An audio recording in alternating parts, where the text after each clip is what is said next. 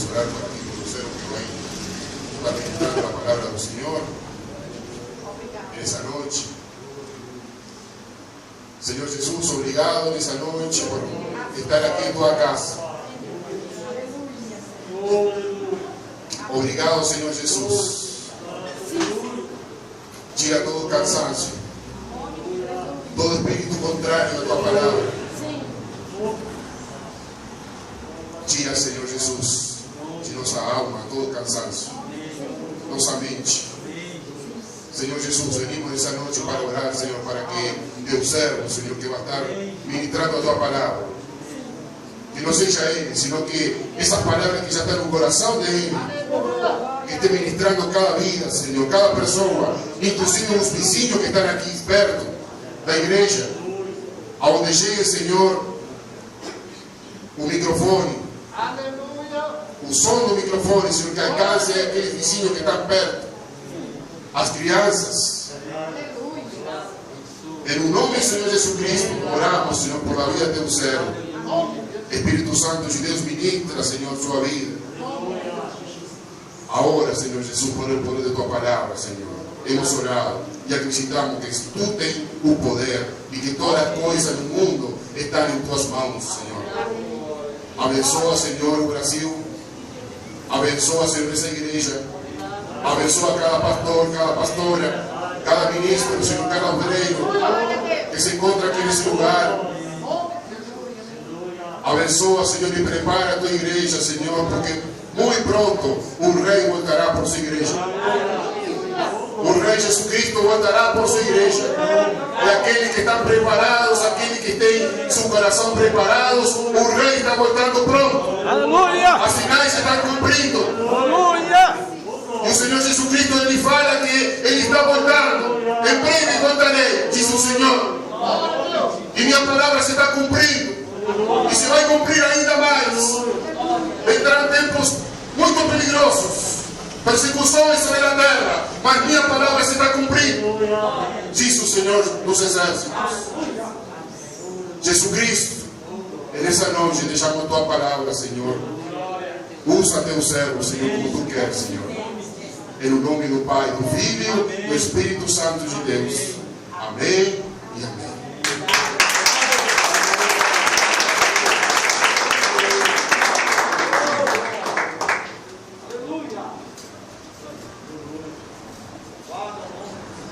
Graças a Deus. Boa noite, irmãos. A paz do Senhor. Podem se assentar. Graças a Deus. Estou muito feliz de poder estar aqui trazendo essa palavra para os irmãos. Quero agradecer de antemão já ao pastor Francisco, que gentilmente, amigavelmente nos convidou. Eu de pronto aceitei o convite. Eu não tenho como dizer não ao convite tão honroso como esse, de estar falando da palavra de Deus. É uma alegria para nós. Fazemos isto com alegria no nosso coração. O sentimento de alegria e de gratidão a Deus é o que vale dentro da nossa alma quando nós temos a oportunidade de falar da palavra do Senhor. Amém? Eu convido aos irmãos para esta noite a abrir comigo a palavra de Deus na carta do apóstolo São Paulo, escrita aos cristãos da cidade de Colosso. Carta aos Colossenses, capítulo 4. Aleluia!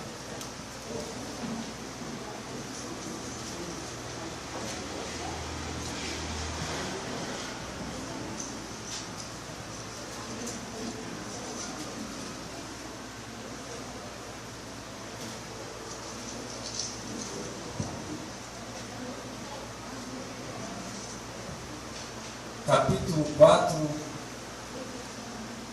Todos encontraram? Aleluia! Capítulo 4. Capítulo 4, versículo 17. Aleluia!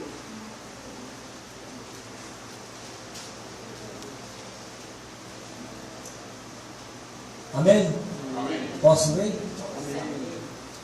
Inicialmente vamos ler apenas um versículo, depois nós vamos ler outros versículos, mas vamos ler primeiramente esse versículo.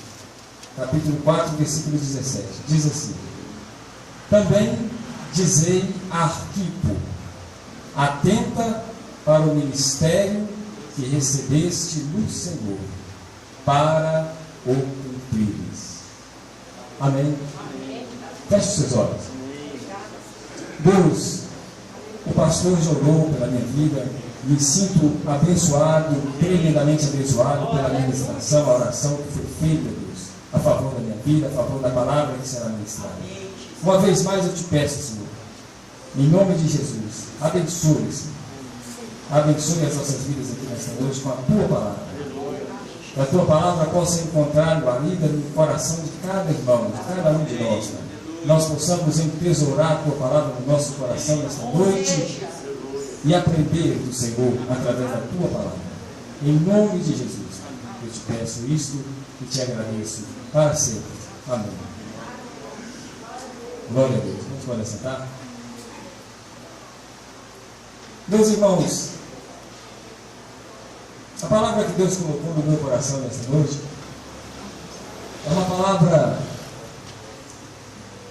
eu diria, especificamente voltada, né, para nós que somos obreiros, militantes da obra do Senhor, para nós que fazemos a obra de Deus, para nós que somos líderes, né, que trabalhamos na seara do Mestre.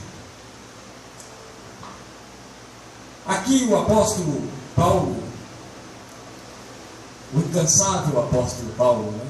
Um homem que dispensa comentários a respeito da sua biografia, a respeito daquilo que ele representou e representa para o cristianismo.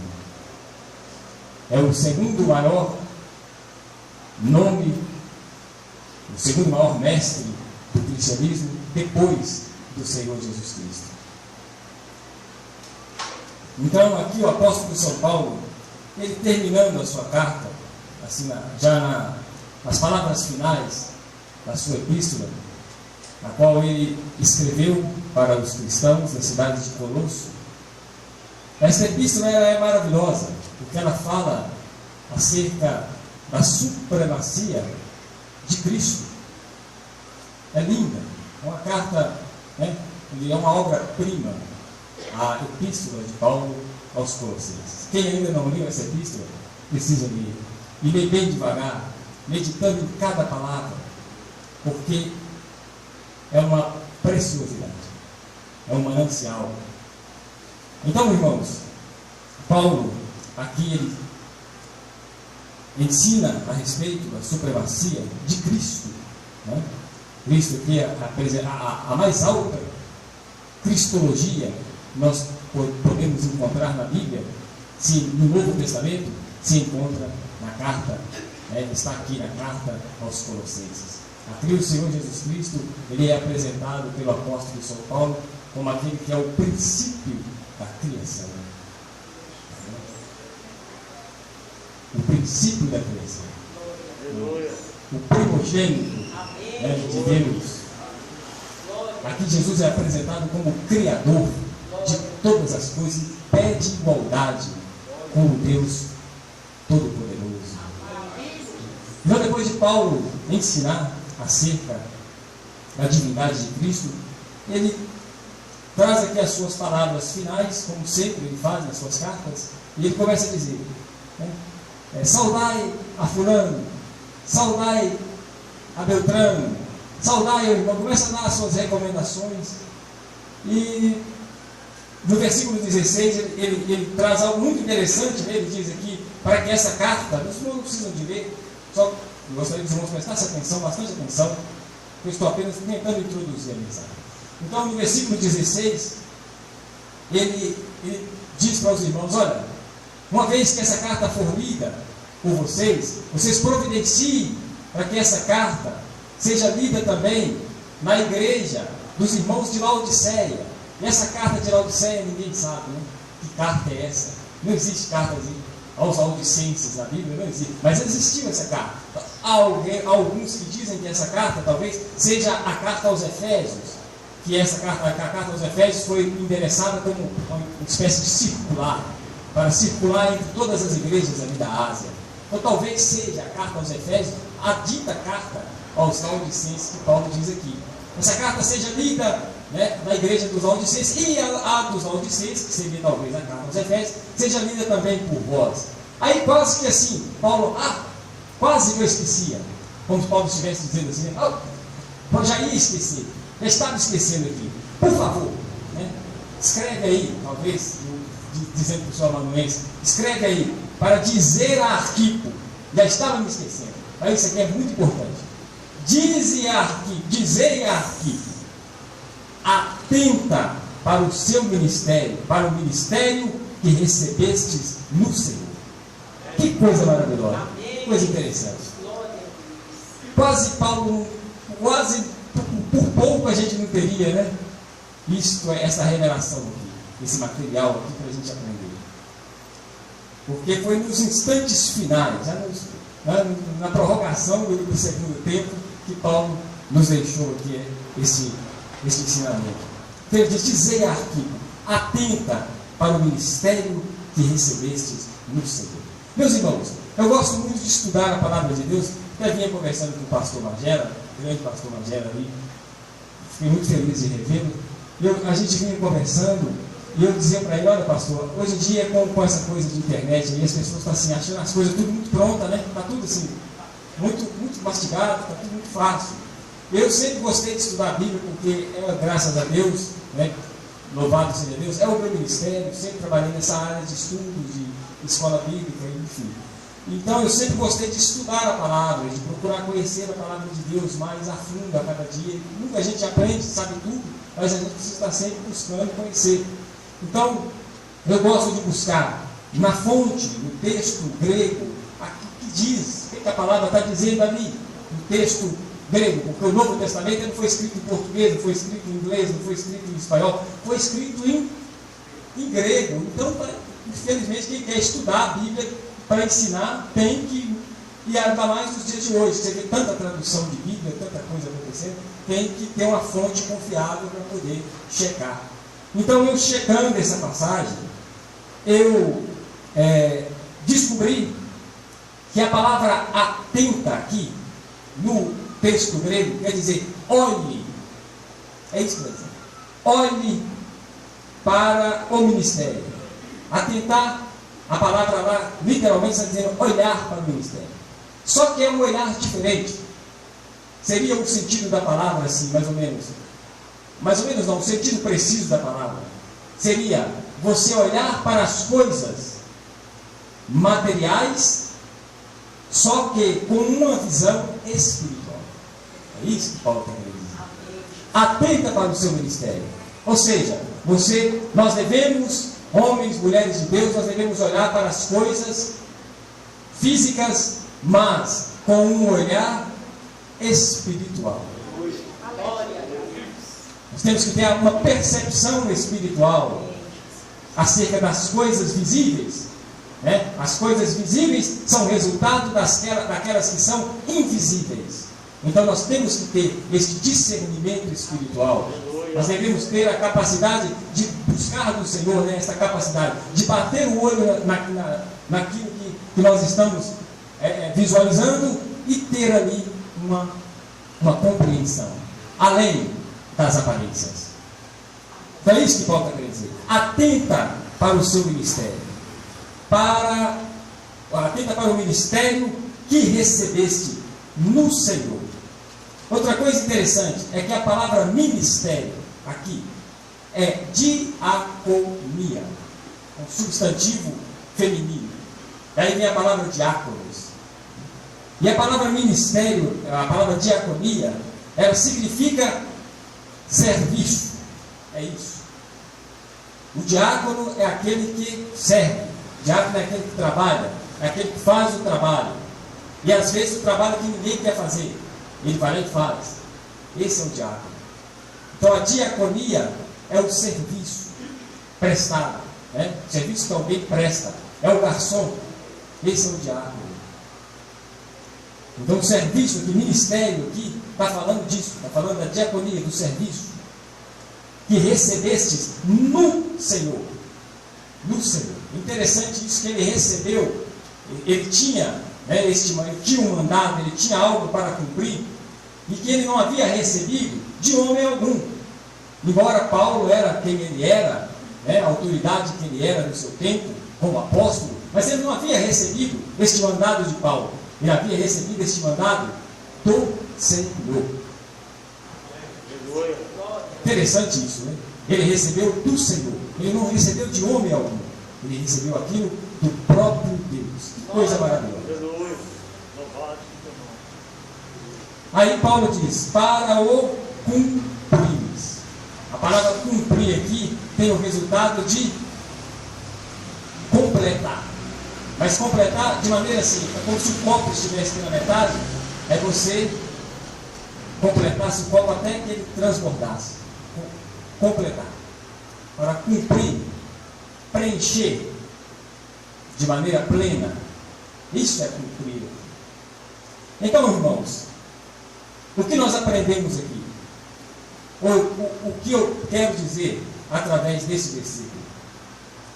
Como a maioria dos irmãos, nós somos líderes, eu queria falar um pouco sobre o ministério pastoral, o ministério de liderança que todos nós temos. Em primeiro lugar, o ministério pastoral, ele se desmembra em dois aspectos. Em dois aspectos. Primeiramente, no ensino religioso. E em segundo lugar, no apacentar das ovelhas. São dois aspectos do ministério pastoral: o ensino religioso e o apacentar das ovelhas. Agora, para que o ensino religioso e o apacentar das ovelhas, que são as duas facetas principais do ministério pastoral, seja realizado com eficácia, seja realizado, como diz aqui o apóstolo Paulo, de maneira plena, de maneira completa, de maneira eficiente, eficaz, é necessário que haja, em primeiro lugar, ou antes de tudo, o diaconato. É necessário que haja a diaconia. É necessário que haja o serviço. O que eu quero dizer com isso? Quero dizer que antes dos privilégios, das honrarias, dos benefícios, das alegrias, que um título de pastor, ou de evangelista, ou de qualquer que seja, de um título que nós tenhamos, antes dos benefícios, da proeminência que isso possa nos trazer, sempre há o trabalho árduo, sempre há o trabalho pesado.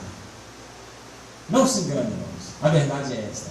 Por isso Paulo disse que para Arquipo: atenta para o ministério que recebeste do Senhor.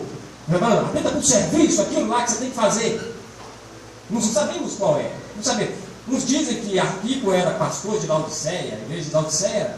A gente vai ler em Apocalipse, a igreja de Laodiceia não era fácil. Mas eu acho que não. Tenho quase certeza, pelo que eu andei estudando, pelo que eu já estudei, não. Talvez ele fosse pastor, ou mesmo nem sabemos se ele era pastor.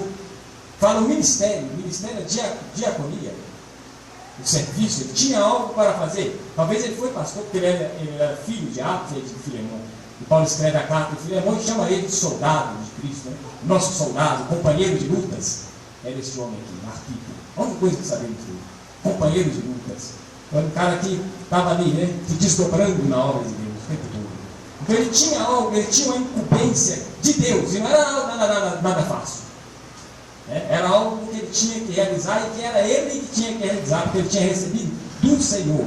Aí Paulo fala: atenta para o que recebeste do Senhor, para o cumprires.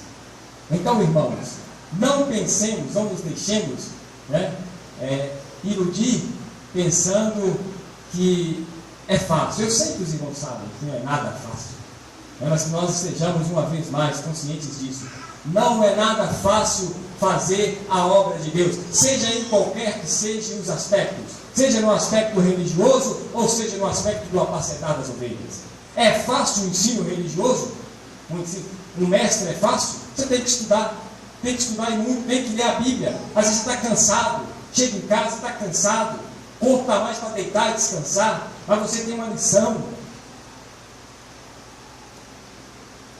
Se é um mestre desleixado, que, né, fala qualquer coisa, ou cata na internet ali, pega, ou escuta, sai falando aquilo que o outro está falando, não busca de Deus, no frescor, né, na doutrina, é um ensinamento cristalino, genuíno, autêntico, que toque nas pessoas, que transforma as pessoas, que sabe que recebeu do Senhor, uma incumbência de pregar, de ensinar a palavra de Deus, ele vai fazer, vai tocar de qualquer jeito. Agora, se é uma pessoa que tem compromisso, que leva a sério o ministério, aí ele vai estudar a palavra. Às vezes, mesmo cansado, ele tem que estudar. Às vezes ele tem que abrir mão de participar de uma festa, de alguma coisa, para poder tirar um tempo de estudo, porque requer tempo. Tem que consultar os dicionários, livro de consulta, quebra-cabeça. Às vezes palavras que não compreendemos, tem que buscar o conhecimento, enfim, tem que se dedicar a um trabalho a ser feito. No apacentar das ovelhas, o que dizer então? Nada fácil. Cuidar das ovelhas é o trabalho do pastor, né? O exemplo, a metáfora do pastor. Quem é o pastor? Aquele que está à frente das ovelhas, conduzindo as ovelhas, que está o tempo todo ali à disposição das ovelhas. Às vezes nem dorme, tem que ficar ali à noite vigiando as ovelhas, usando a comparação, o exemplo do pastor, né? Pastor de ovelhas mesmo. Então, disse Jesus, o pastor dá a vida pelas suas ovelhas. Não é fácil, não é nada fácil. É muito trabalho. Se eu fosse listar aqui, eu não teria nem tempo para poder ler os outros versículos que eu quero ler com os irmãos. Então requer trabalho. E há aqueles ainda que criticam, né, o pastor. Há aqueles que criticam o líder, que criticam porque não sabem, né, o trabalho, o labor que é realizar a obra de Deus. Então eu gostaria de trazer aqui algumas considerações importantes a respeito do ministério. Primeiro, em Lucas capítulo 10, versículo 40. Aí se você quiser ler, pode ler, pode acompanhar a leitura.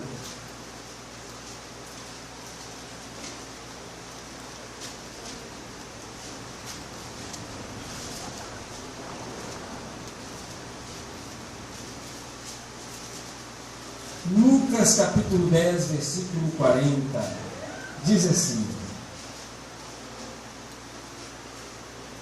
Marta agitava-se de um lado para o outro, ocupada em muitos serviços. Serviços aqui é diaconia. A palavra aqui é essa, a mesma palavra que está lá. Marta se agitava de um lado para o outro, agitada, ocupada em muitos serviços. Então se aproximou de Jesus e disse: Senhor, não te importas de que minha irmã tenha deixado que eu fique a servir sozinha? Ordena-lhe, pois, que venha ajudar-me.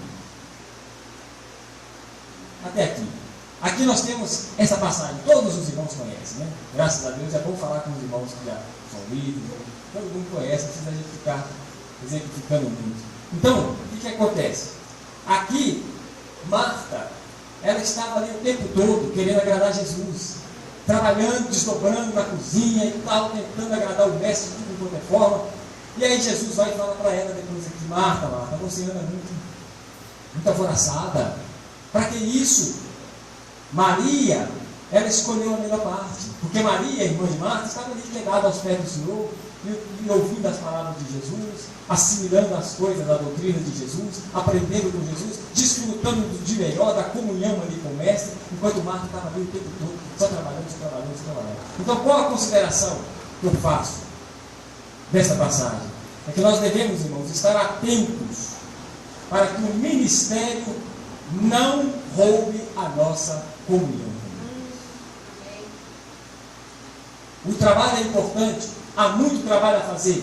O tempo todo, se a gente brincar, fica o tempo todo por conta. Eu gostaria, eu falo com isso, eu gostaria de exercer o ministério de maneira plena. Só para estudar. Para poder, quando fosse pregar, ensinar de maneira precisa, ensinar com graça, de baixo. Enfim, fazer o de melhor, exercer um trabalho de excelência para Deus. Mas nós não podemos, porque nós temos família, temos que trabalhar, não temos essa oportunidade de viver. Eu não sei aqui quantos dos irmãos podem viver em tempo integral para o ministério. Quando isso é possível, ótimo. Né? E quando isso não é possível, também é necessário, faz-se necessário, né? Que os irmãos não venham se sobrecarregar com o trabalho. Porque às vezes o trabalho pode roubar a nossa comunhão com Deus. Nós acabamos nos envolvendo mais com o trabalho ministerial, mais com as coisas que há para fazer, do que com o Senhor. E aí nós falhamos. E é muito sutil isso. Então temos que estar atentos, porque Marta estava ali, crente, convicta de que ela estava agradando ao Senhor, buscando agradar. Só que temos que ter o discernimento. Né? E nós vamos ver aqui, ao longo aqui da nossa reflexão, que tem como conciliar as duas coisas. Tem como fazer um trabalho para Deus com qualidade, fazer um trabalho para Deus de maneira agradável a Deus e também não nos sobrecarregar. Segunda consideração que eu gostaria de fazer está em Atos, capítulo 20, versículo 24.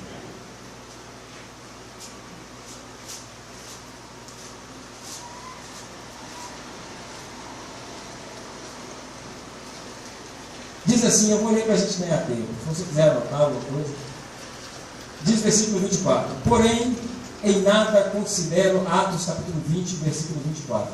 Porém, em nada considero a vida preciosa para mim mesmo, contanto que complete a minha carreira e o ministério que recebi do Senhor Jesus, para testemunhar o Evangelho da graça de Deus. Amém? Então, o que eu tenho para dizer para os irmãos é que, embora o ministério seja árduo, seja difícil, às vezes até mesmo exaustivo, mas uma coisa é certa: a coisa mais preciosa que nós recebemos nesta vida foi o privilégio de sermos colaboradores da obra do Senhor. É a coisa mais preciosa, a coisa mais prazerosa. É o maior privilégio que o homem tem, é poder cooperar com a obra de Deus, é ser participante desse projeto maravilhoso de Deus, né, que é salvar a humanidade através do seu Filho Jesus Cristo. E sermos anunciadores das boas novas do Evangelho é uma alegria, irmãos. É algo extremamente, né, compensativo, é algo que nos reconforta a cada momento. Então, quando nós nos sentimos, né, cansados, quando nos sentimos abatidos e até mesmo perplexos diante das situações adversas da vida, que nós possamos nos alegrar e dizer: eu sou o escolhido para anunciar as boas novas do Evangelho. Que coisa linda! E a Bíblia diz que quão formosos são os pés daqueles que anunciam as boas novas. Que coisa linda! Aleluia! Glória a Deus! Então, a coisa mais preciosa que nós temos é isto, é o privilégio de anunciar a palavra. Olha o que Paulo diz: porém em nada, diz que em nada é nada mesmo, em nada considero a vida preciosa para mim mesmo. Então a vida para Paulo só fazia sentido porque ele era o ministro do Evangelho, contanto que complete a minha carreira e o ministério que recebi do Senhor. Lembrando que ele disse lá para Arquipo, né, para que você possa cumprir ali é completar, é a mesma palavra aqui, a fim de que eu complete a minha carreira. Então há uma recompensa muito grande quando nós levamos as coisas de Deus a sério e vamos até o fim, completamos a carreira. Paulo diz, né, combati o bom combate, né, encerrei a carreira, guardei a fé. Já de agora me aguarda a coroa da justiça, a qual o Senhor me dará naquele dia, e que também dará a todos vez, Deus ama a sua vida. Foi até o fim, completou a carreira. Então isso é algo precioso. Outra consideração, 1 Coríntios capítulo 16, versículo 15.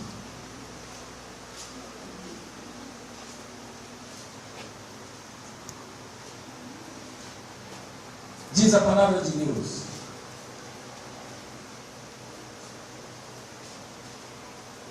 e agora, irmãos, eu vos peço o seguinte: sabeis que a casa de Estéfanas são as primícias da Acaia e que se consagraram ao serviço dos santos. Que coisa linda. Agora, irmãos, eu vos peço o seguinte, aí ele diz: sabeis que a casa de Estéfanas são as primícias da Acaia e se consagraram ao serviço dos santos.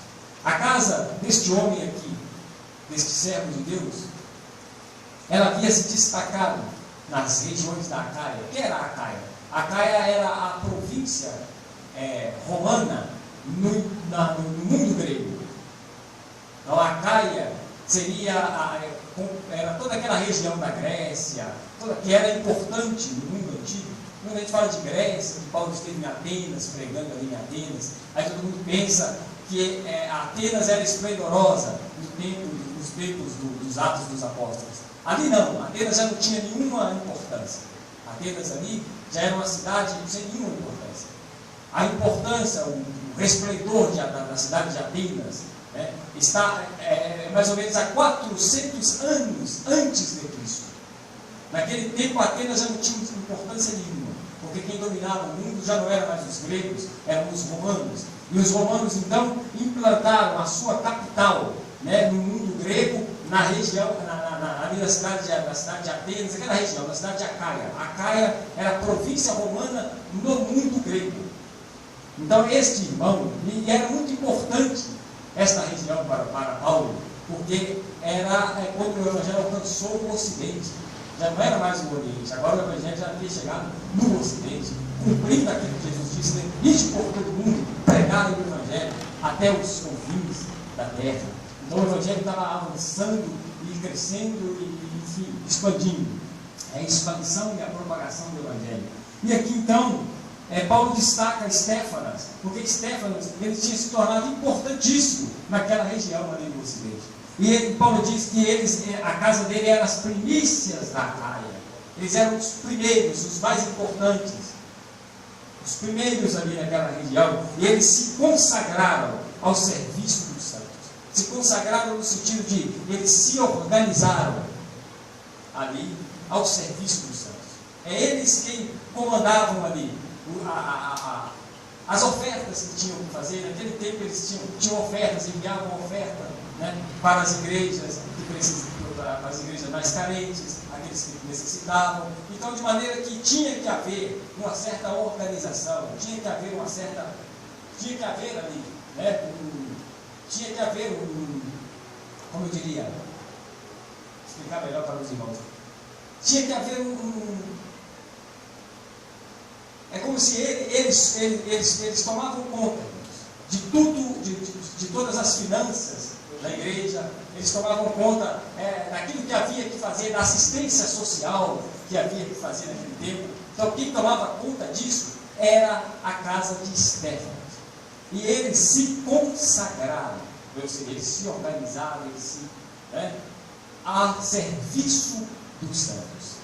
Então, aqui nós aprendemos que este serviço, a obra de Deus, aquilo que temos que fazer, o trabalho árduo, o trabalho duro, o trabalho burocrático, que precisa ser feito para que a obra de Deus avance, para que o Evangelho alcance vidas, deve ser feito com organização. É isso. Deve ser feito com organização. Eles se consagraram. Não é no sentido, estou trazendo aqui, depois os irmãos podem pesquisar isso, pesquisem depois para mim. O sentido é de organização.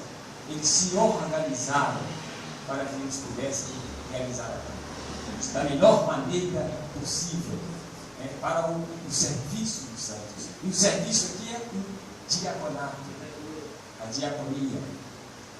para que eles pudessem servir a Deus, eles se organizaram para fazer a coisa da melhor maneira possível.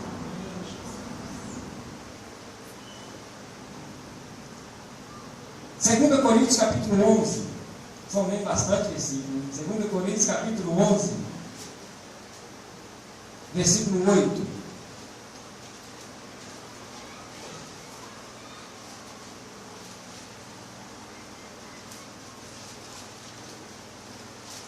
Diz assim: despojei outras igrejas, recebendo salário, para vos poder servir. Despojei outras igrejas.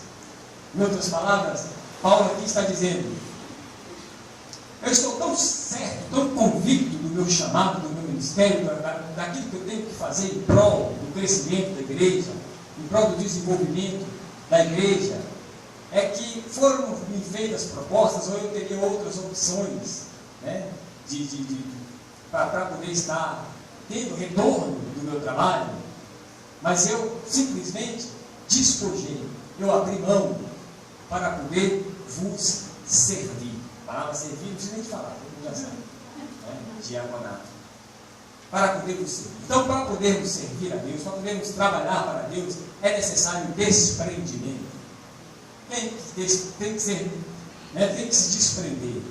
O homem de Deus, Paulo já vai ensinar lá para Timóteo, ele fala: não pode, o diácono, ele não pode ser avarento, ele não pode ser ambicioso, ele não pode ser apegado às coisas materiais, ele não pode pensar em si mesmo. Não, ele tem que aprender a se desprender. Tem que ter desprendimento, tem que abrir mão. Às vezes, irmãos, eu já abri mão por causa do meu chamado, do meu ministério. Certa vez eu trabalhava no estado do Tocantins, eu estava lá, estava aqui ao mesmo tempo, que eu ficava lá, eu trabalhava, dava um curso pelo Sebrae, eu ficava lá, e era pastor auxiliar da pastora Aparecida ali do bairro. O que acontece? A pessoa com quem eu trabalhava com a prefeita da cidade, e ela me ofereceu uma casa, para eu poder morar lá, para ficar lá de vez. Ela, nesse negócio de você ficar indo para Belo Horizonte, vindo para cá, indo e voltando, fica aqui de uma vez, eu te dar uma casa para você aqui. Chamou o rapaz que tomava conta das casas, lá que era a prefeita da cidade, e veio com a chave da casa. Aqui, só você falar aqui agora, eu falo, ele te entrega a chave da casa. Eu não tinha uma casa para morar naquele tempo. Agora, eu sabia que eu tinha um chamado ali, ao lado da pastora Aparecida. O Senhor me alcançou, me libertou, me transformou. Me entregou o ministério.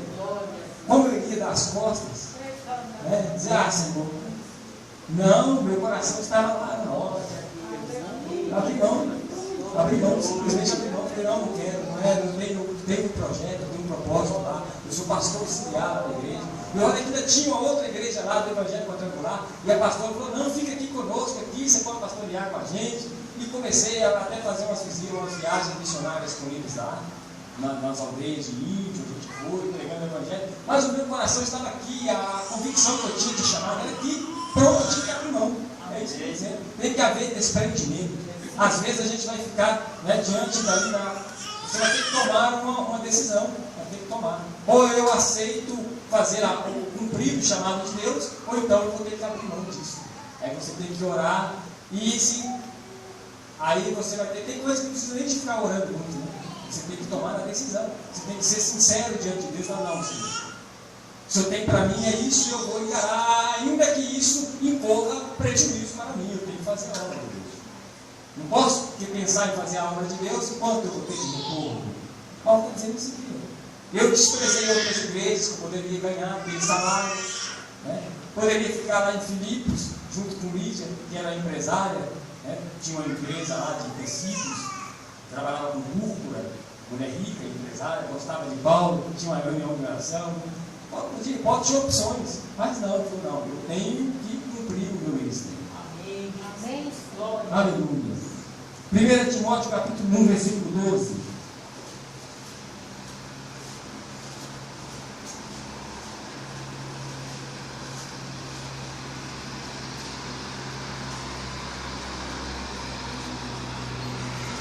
Já estamos caminhando para quero pensar os irmãos. 1 Timóteo, capítulo 1, versículo 12. Diz assim: sou grato para com aquele que me fortaleceu, Cristo Jesus, nosso Senhor, que me considerou fiel, designando-me para o ministério. Coisa linda, né? Sou grato para com aquele que me fortaleceu, Cristo Jesus, nosso Senhor, me considerou fiel. Então, para que nós possamos, designando-me para o ministério. Então, para realizar este serviço sagrado, este santo, né? Essa santa incumbência, esse santo encargo que nós recebemos de Deus, que é fazer a obra de Deus, requer-se fidelidade. O homem tem que ser fiel. O que é fidelidade? Né? Fidelidade implica muitas coisas. Implica crédito, confiança, lealdade, né? Tudo isso. O homem de Deus ele tem que ser fiel ao ministério. 2 Timóteo capítulo 4, versículo 11, um pouquinho mais adiante.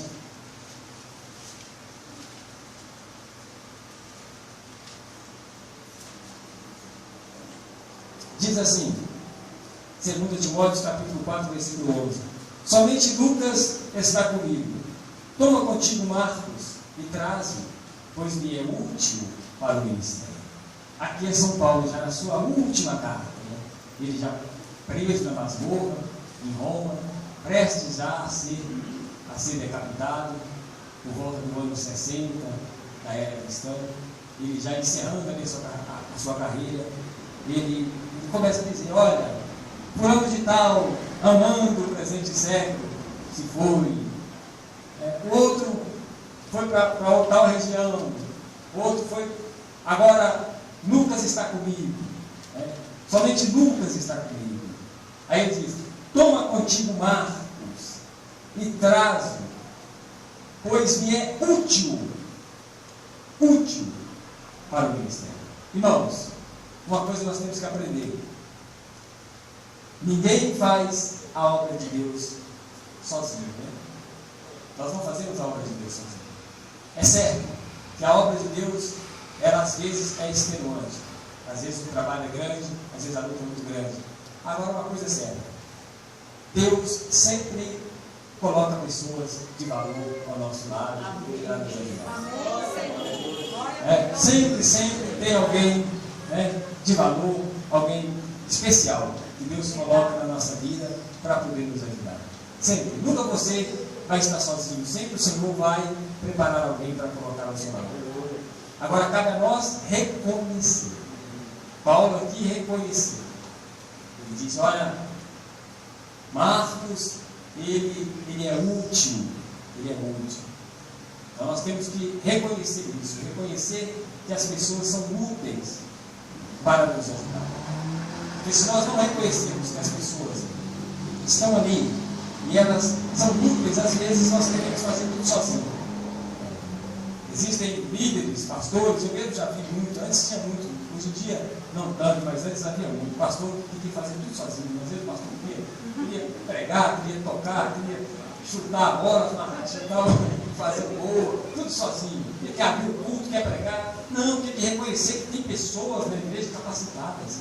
Tem que ter essa visão, né, essa visão de área, para poder perceber, né, a capacidade, a capacitação do Espírito de Deus sobre a vida do irmão. E olha, aquele irmão pode ser muito importante naquela área. E eu vou trabalhar ele naquela área para que ele possa desenvolver o seu ministério. Então, e eu também não vou ficar sobrecarregado. Eu não vou me sobrecarregar com tudo.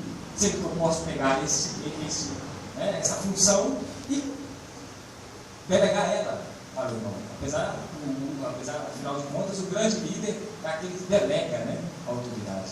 O grande líder é esse, aquele que delega a autoridade e ele tem a palavra de líder. Ele tem um curso firme para poder liderar, mas ele dá a oportunidade para as pessoas trabalharem e tudo mais, e depois ele, se caso precisar, ele vai lá, corrige, chureira, conserta, e a última palavra é dele, né, como líder, a autoridade, a última palavra é dele, mas ele dá a oportunidade das pessoas trabalharem, das pessoas deslancharem o seu ministério. E reconhece, mais importante, bonito Paulo reconhecer, Paulo diz, olha, Trajan Marcos, ele é útil para mim, ele é útil para o ministério. Então, na igreja não existe ninguém insubstituível, né? Todos nós somos úteis para Deus. Aliás, na igreja todos nós somos substituíveis. Né? Na igreja não existe insubstituível, existem pessoas úteis para Deus. Já na igreja é isso, pessoas úteis. Todos nós temos, né, um chamado específico no reino de Deus, na obra de Deus. Costumo dizer que uma coisa é dom, outra coisa é talento. As pessoas também estão confundindo isso aí, dizendo que todo mundo tem um dom, né? Todo mundo tem um dom. Na verdade, uma coisa é talento, outra coisa é dom. Né? Dons espirituais, existem dons ministeriais, né? Apóstolo, profeta, evangelista, pastores e mestres, né? São os dons ministeriais da Efésios. E existem os dons espirituais, que estão em Coríntios. Uma coisa são os dons espirituais e outras coisas são os dons ministeriais. Não quer dizer que uma pessoa tenha dom espiritual e ele também tenha dom ministerial. Uma coisa é o ministério, outra coisa são os dons espirituais. Os dons espirituais é necessário que nós venhamos buscar e todo mundo tem que, né, todo mundo tem que buscar e tem que ter o dom ministerial. Agora, talento é outra coisa.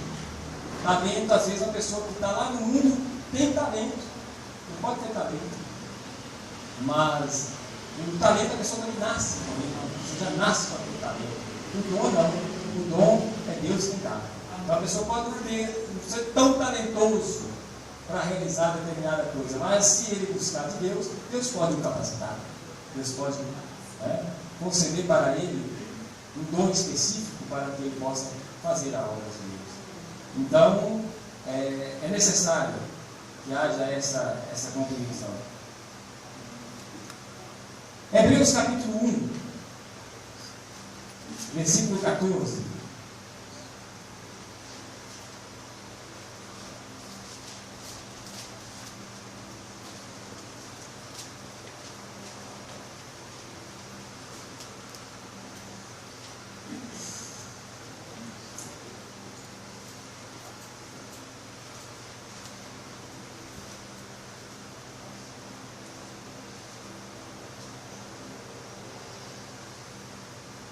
Amém? Hebreus 1,14 diz assim: não são todos eles espíritos ministradores enviados para serviço a favor dos que hão de herdar a salvação? Aqui o escritor de Hebreus está falando dos anjos. E ele diz que os anjos são espíritos ministradores.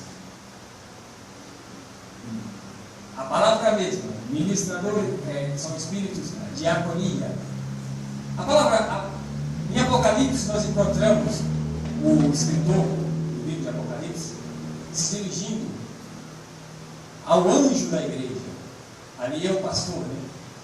O pastor ali, ele é comparado com o anjo da igreja. É muito bonita essa comparação, porque a palavra anjo, em grego, a palavra anjo significa mensageiro, angelos, reangelia, a mensagem. Em hebraico, a palavra anjo é malá. Então, anjos no plural em hebraico é malahim. E a palavra malá, né, também vem, a raiz da palavra malá está naqueles que realizam, que executam a melahá. Melahá é o